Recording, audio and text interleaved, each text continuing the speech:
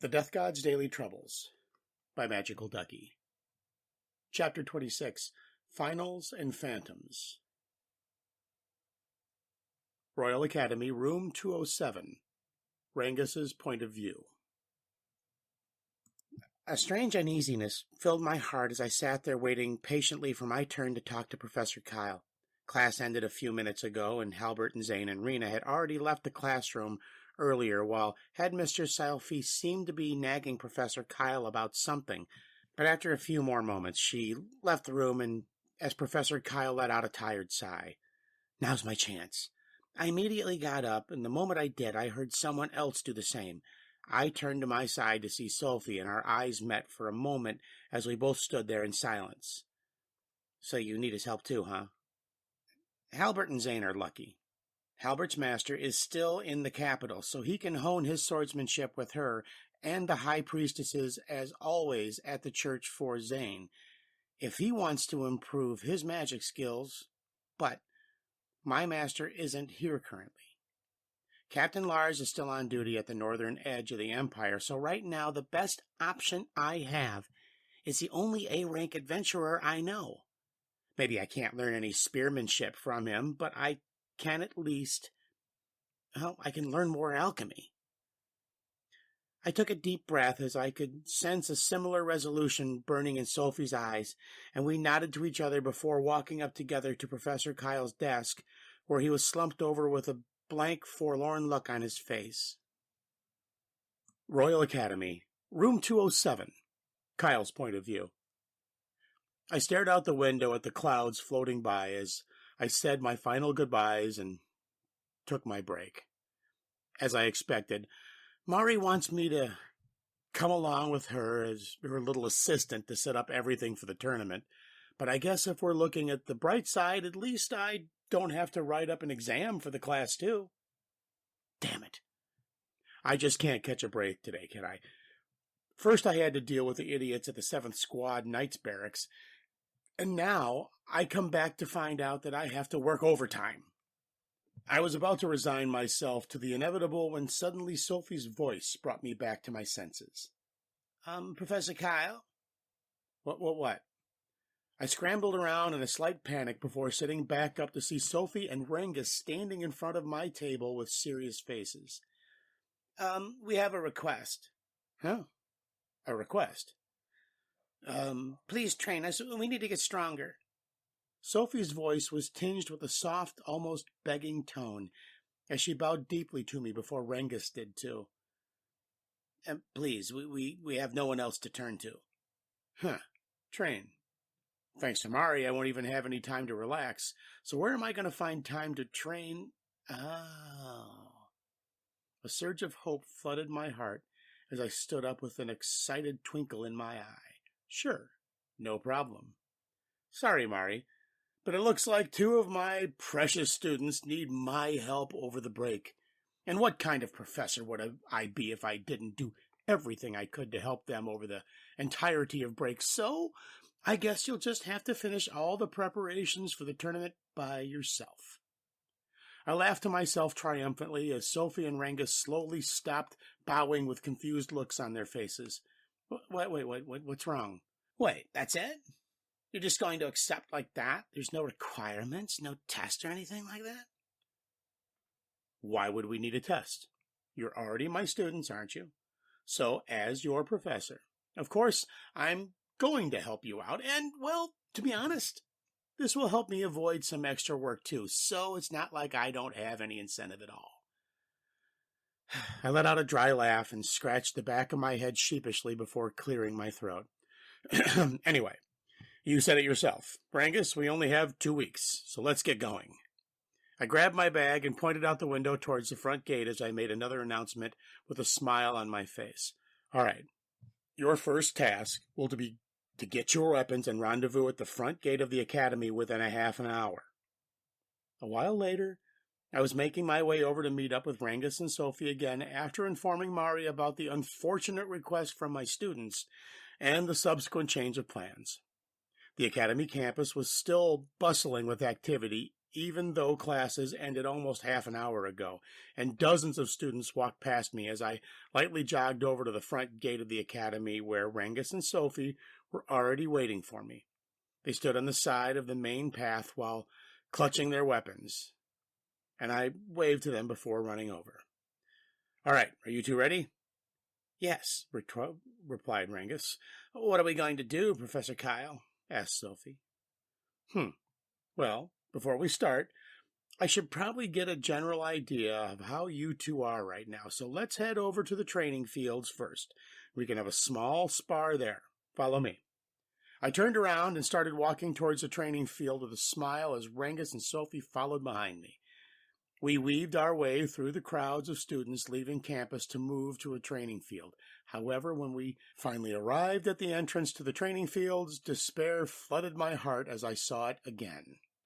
There it was, my mortal enemy, in all of his abhorrent glory. In front of me wasn't the clean, empty academy training fields that I was used to. In front of me was another line. Yes, a line. There was a multitude of students in uniform flowing behind who I assumed were their respective professors as they all waited in line for their turn to use the training field. I scanned through the huge line of people before finally spotting a familiar figure standing in the middle. Wait a second. I'd recognize that tacky outfit anywhere. A man with long black hair, who was dressed in a white robe held together by an embroidered sash, was standing in line talking to a student who had short, dark brown hair and similarly colored eyes.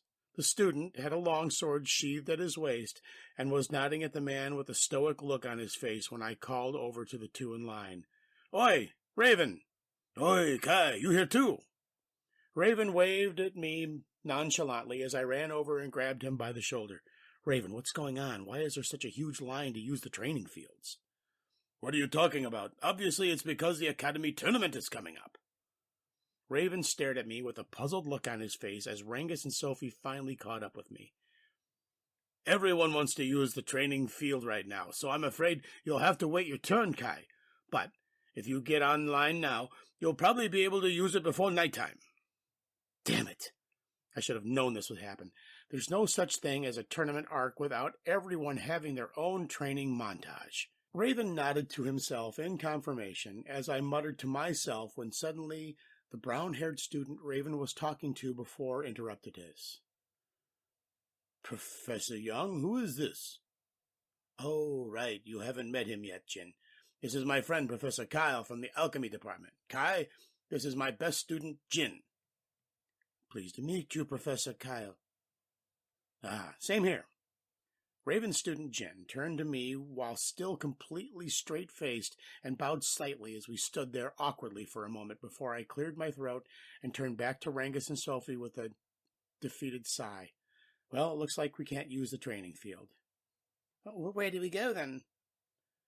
I rubbed my temples as I stood there thinking about where we could go, but nowhere else came to mind except the academy training fields.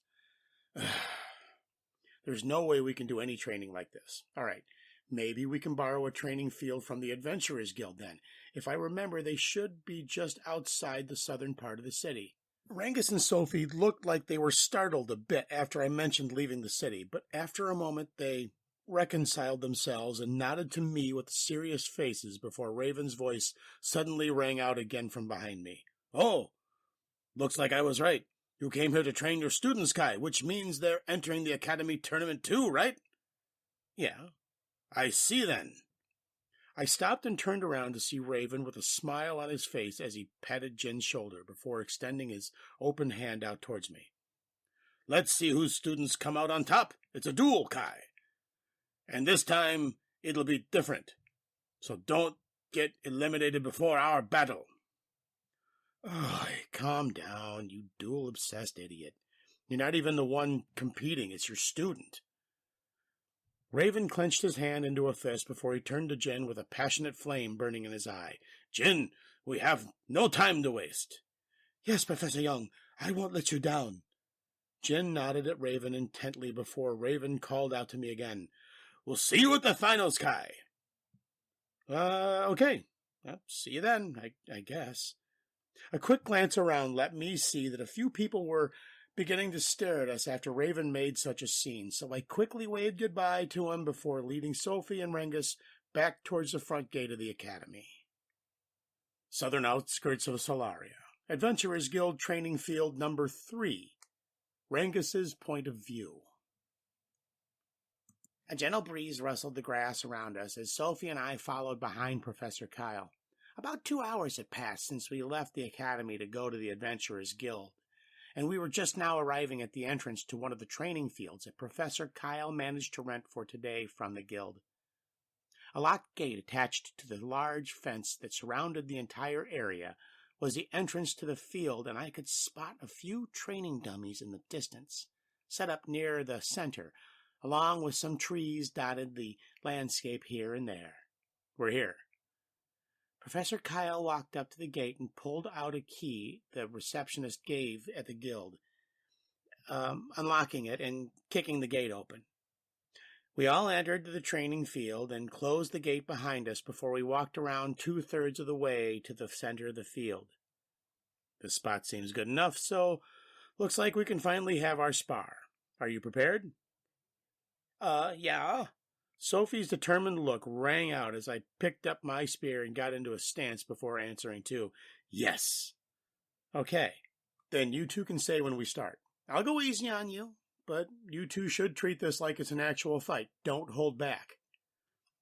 Professor Kyle repositioned to a few feet away from us before turning around and slowly taking a stance with a surprisingly serious look on his face.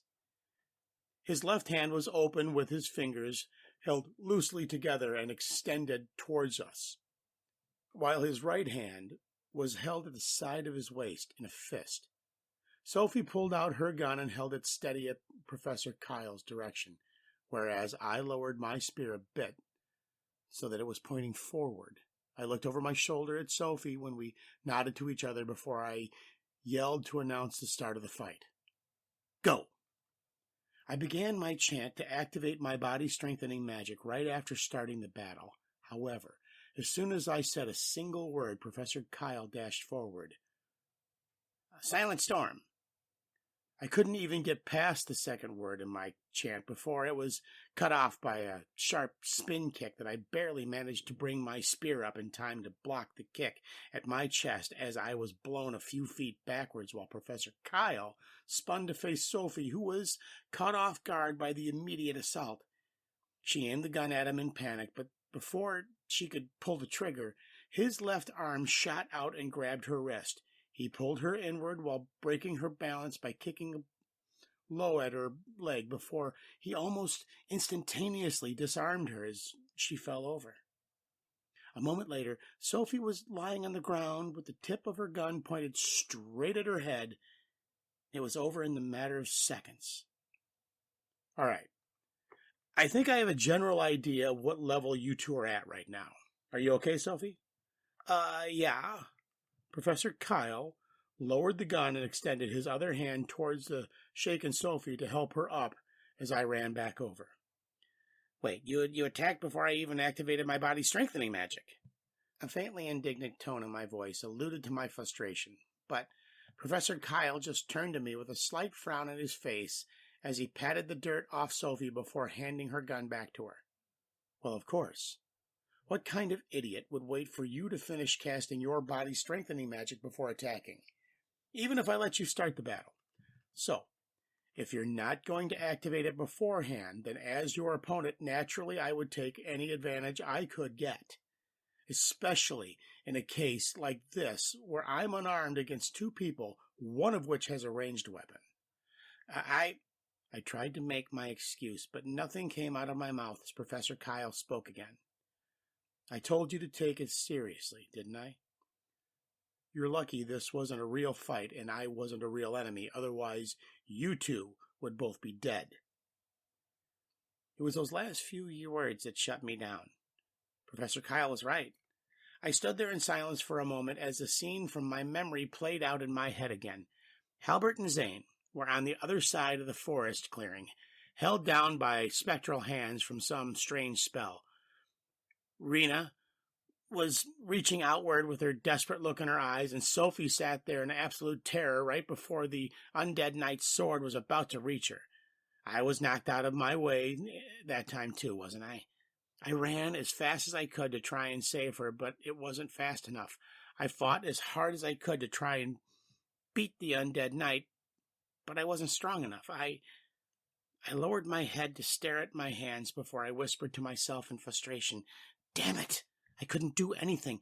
It's just like the fight against Xeon again."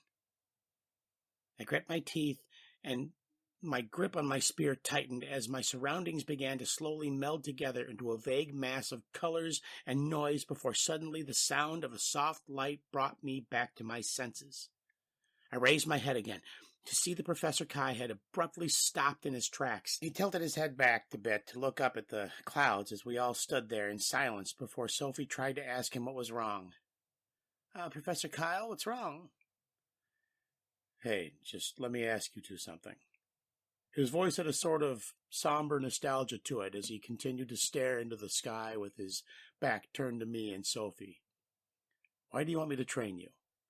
I know there's the Academy tournament coming up in 2 weeks, but..." Professor Kai turned around to face us, but for some reason his unusual listless aura was missing. Instead, the air about him was tinged with faint melancholy. A pair of golden eyes stared straight at me and Sophie, and the same pair of golden eyes that I had seen plenty of times before, the ones that twinkled whenever he got excited, the ones that dueled whenever he felt lazy, the ones that were terrifyingly sharp when he fought Xenon. But this time, it wasn't like any of those. This time there was a lonely, wistful glint in his eye that he gently smiled at us. To me, it kind of seems like it's because of something else. Why? I stood there frozen, as dozens of reasons ran through my head, but before I could even say a word, the sound of a single footstep broke the silence. Sophie had taken a step forward, and Professor Kyle and I both turned to her as she started to speak in a quiet voice. "When we found Xeon, right before the undead knight was about to kill me, I looked around one last time. I was scared. I thought it was going to be the last thing I would ever do. I thought I was going to die.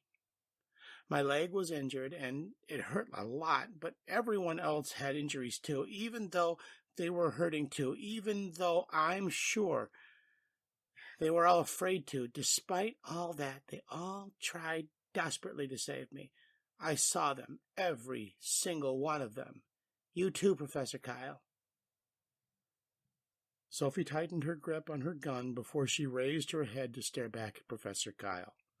"I don't want to see that despair in their eyes again. That's why I need to get stronger. I need to get strong enough so that nothing like this ever happens again. Honestly, I don't care much about how well I do in the tournament. I just want to tell them all something that I want to tell everyone, that I'm strong now, that nobody else needs to hurt themselves to save me." Her previously soft voice slowly got louder until she reached the point where she was almost at a yell, and Sophie finally ended her speech as she gazed right back at Professor Kyle with a fervent resolve surging in her eyes. "Pathetic. Absolutely pathetic. You were personally handed a sacred spear by His Highness. You've been taught by one of the strongest spearmasters in the Empire. You're someone who's fated to help defeat the Demon Lord. But Sophie, she's got none of that. No sacred weapon to use, no powerful master to guide her, no grand destiny to fulfill. And yet, despite the fact that she's just a normal girl, she's still trying her best to get stronger. Stronger for your sake." I grit my teeth again, and my left hand moved to grab my heart before I stabbed at the bottom of my spear into the ground in frustration. "So how can you catch up to Halbert and Zane like this? How can you protect anything if you're so pathetic you can't even take a single step forward like the normal girl standing right next to you? Just move, damn it. I screamed at myself internally as my anger and my own weakness finally overcame my fear. I took a step forward, then I opened my mouth, and this time my voice followed. I hate it. I hate that feeling of helplessness when we fought Xeon. I hate being so weak that I couldn't do anything to the person hurting my friends, that I couldn't do even a single thing to stop the undead knight that was about to kill one of us, one of those friends, right in front of me. All I could do was watch as everyone else struggled to survive. It's not just about beating Halbert and Zane. I have to get stronger, strong enough that next time I can do something, and I'm sure that everyone else feels the same way right now too. I'm sure they're trying their hardest. So I have to show them that I'm not afraid, that I'm not falling behind either. I finished yelling out the last of my speech with a hoarse voice as I gazed straight back at Professor Kyle. A determined glint shone in my eyes as we stared at each other for a moment before he closed his eyes and whispered something to himself. I see. Then Professor Kyle sighed faintly again before relaxing his shoulders a little bit. The bittersweet smile on his face was gone, and in its place was a proud grin. And that's when he opened his eyes, and again they were shining clearly. Well, I already kind of knew, but looks like I'm not a very good professor, am I? After all, it seems that my students have already gone and grown up splendidly without me even a bit of my help. It takes a lot of courage to be able to face your fears like that, a level that I definitely didn't have when I was at their age. Even now, I still don't. Ironically, I think I have more to learn from my students than they do from me. But even so, I'm still a professor, aren't I? So I think this time, for the sake of what little pride I have left, I'll have to try my best to match up to the courage and expectations of my precious students. Sophie and I stood there for a moment as a breeze blew by. It came from behind Professor Kai, and his clothes and his hair ruffled softly in the wind as the atmosphere around him instantly transformed. There wasn't so much of a hint of melancholy anymore. No, right now his aura was different. It was intense. It was overwhelming. It was the aura of someone who was strong. If you two really want to get stronger, then I'll help you get stronger. But don't complain if I'm a little strict. We'll start your real training with a training camp next week. Unfortunately, looks like renting out this field for today was a bit of a waste since I have to go make some preparations for the camp if I'm going to take that seriously. So, let's head back to the city for now. Meet again tomorrow morning by the front gate of the academy at 10 a.m. Training for today is dismissed. Professor Kyle waved his arms outward to dismiss us before spinning around to lead us back to the city, as Sophie and I answered in unison. Yes, Professor Kai. Solaria, edge of the Middle District, 7th Squad Barracks. Halbert's point of view. The clang of metal crashing against metal rang out in my ears. I struggled to keep my mana flowing through my sword while the grip on my sword's handle was starting to loosen from continuously blocking Vice Captain Edward's swings. His blade was covered in a coat of light element mana as it flowed smoothly from one swing to the next, drawing countless glowing streaks of light in the air as he slowly pressed forward. But despite his leisurely pace, there wasn't even a moment of rest for me as I was forced back several steps from the endless assault in front of me. Sparks of blue lightning flew off my sword as impact after impact pounded against it before eventually I couldn't keep it up anymore. Vice Captain Edward's sword smashed against the side of mine, and a loud clang sounded out as I felt a violent force tear it out of my hands. It spun in the air a few times before landing on the ground a few feet away, but by then, the tip of Vice Captain Edward's sword was already pointed at my throat. You've lost, Albert. I froze for a moment before I fell backward onto the ground, gasping for breath as Vice Captain Edwards sheathed his sword again. Well, you've improved a bit, but you still have a long way to go. Thank you, Vice Captain Edward. I put strength into my legs and got up again as I heard Sir Elaine call over to us from the side. Don't be so tough on the rookie, Edward. You even used one of your family's signature sword techniques. I turned my head to my side to see Sir Elaine walking towards us with a smile. He helped me up before Vice Captain Edward turned around and spoke in a stern voice. He lost this time because his swordsmanship wasn't refined enough. Not everyone he fights will be around the same level as him, and anyway, I still went a little easy on him, didn't I? Vice Captain Edwards, right, Sir Elaine. I'm still too weak. In a real fight, no one would just let me win. I let out a disappointed sigh before Sir Elaine patted me on the shoulder. Don't worry about it too much, rookie.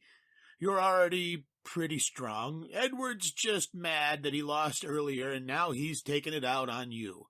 Honestly, I think he should be more like my little angel Lucy and learn to let it go. Isn't that right, Edward?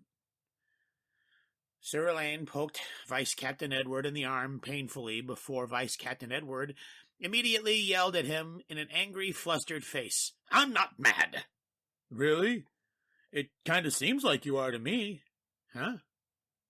I stared at them with a confused look on my face, and Sir Elaine laughed a bit while Vice Captain Edward grabbed him by the collar of his uniform. Whoa, wait, Vice Captain Edward lost to someone? I didn't lose. It was a tie.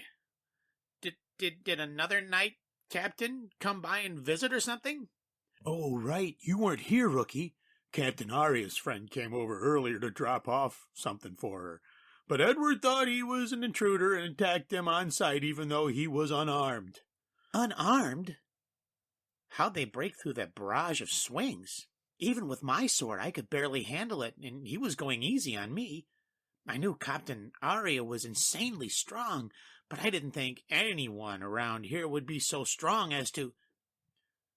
Like I said before, he was acting suspiciously by the front door. I didn't know Lillian had left the front gate open, and he had Captain Arya's missing lunchbox. Vice Captain Edwards grumbled about it a little more before turning to me with an annoyed look on his face as he tried to change the subject. Anyway, Albert, didn't you say that you had something to ask Captain Arya about after our little spar? Yeah. That's right. I need to ask her for an important favor. Vice Captain Edward walked over, picked up my sword, and tossed it over as he pointed towards the front door to the barracks. Then get going. She should be in her office. Yes, Vice Captain Edward. I gave a knight's salute to Vice Captain Edward before making my way over to Captain Arya's office as he waved to shoo me away. The door to Captain Arya's office stood right in front of me as a surge of anxiety filled my heart. The hallway was silent enough that I could hear my own heart beating in my chest. I needed to knock on the door, but despite me telling my hand to move, it just wouldn't.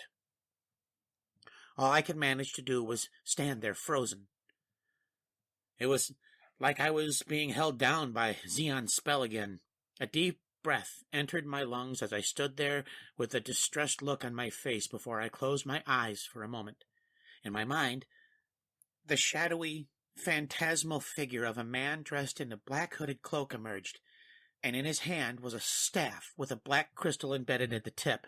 He had a twisted smile on his face, and he slowly pointed his staff at me before wisps of darkness gathered behind him to form an undead knight covered in old, scratched-up armor, with faded blue designs and tattered cape.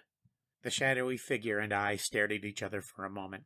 A cold feeling of death swirled around his eyes before he let out a crazed yet absolutely silent laugh and disintegrated into wisps of darkness himself, disappearing into nothingness along with the undead knight. And then I was alone once more. You know better than anyone else what you need to do, don't you? Everyone almost died because of you, because you weren't strong enough to defeat the sin of envy, Xeon. You need to get stronger. So what are you afraid of, Halbert? You're lucky that Captain Arya's right there to help you. Rangus and Zane don't have that luxury, and yet I'm sure that they're still trying their hardest to get stronger right now. They're already far ahead of you. So how? How the hell are you going to face them if you can't even gather up the courage to knock on a door? How are you going to save anyone like this? I opened my eyes again and looked down at my right hand.